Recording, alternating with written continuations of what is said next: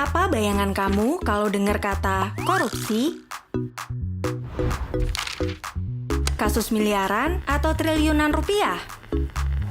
Gak cuma kasus besar, korupsi justru mulai dari yang kecil. Dari ngasih uang suap sampai nerima titipan di tempat kerja. Udah kayak benalu, korupsi mengakar dan nyerap di sisi pohon. Jadi, pohonnya susah tumbuh deh. Gak mau kan ini kejadian terus di Indonesia? Benalu harus cepat dibasmi. Celah korupsi harus ditutup, supaya gak makin subur. Buat mencegah, pertama, kita harus tahu dulu dong penyebab dan gimana cara cegahnya. Ini nih alasan kenapa ada survei penilaian integritas atau SPI. Lewat survei ini, kita bisa metain celah korupsi di berbagai instansi pemerintah. Ini dia, rumus buat hitung hasil survei.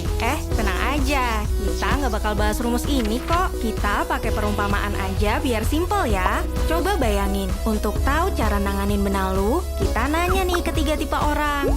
Yang ngurusin kebun, yang nikmatin hasilnya, sama ahli benalu. Pengurus kebun tahu apa yang terjadi di kebun, kayak pegawai Pemda yang tahu kondisi di instansinya. Kalau penikmat buah, bisa nilai kualitas dari buah yang dinikmati, kayak orang yang pernah ngurus perizinan atau pakai layanan publik. Terakhir, ahli benalu yang paham banget soal pohon dan benalu, kayak auditor yang biasa meriksa laporan keuangan. Kira-kira gini proses surveinya. KPK kerja bareng unit pengawas di instansi pemerintah untuk ngumpulin data responden. Terus, KPK pilih responden secara random dan anonim dari 3 kategori yang disebut tadi. Responden ini akan dikasih link untuk isi survei. Hasilnya, keluar deh rekomendasi KPK.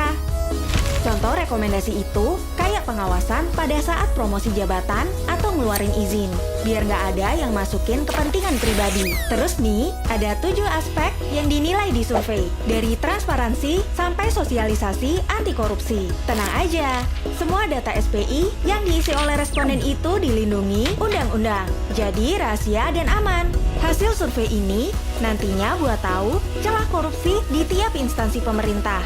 Dengan nutupin celahnya, percaya deh, perlahan kita bisa kurangin korupsi sampai nggak bersisa. Dengan begini, kita bisa merawat Indonesia untuk tumbuh dengan baik. Ingat, semua orang bisa jadi korban korupsi tanpa disadari. Tapi, semua juga bisa berperan untuk nutup peluang korupsi. Yuk, berani mengisi, habisi korupsi.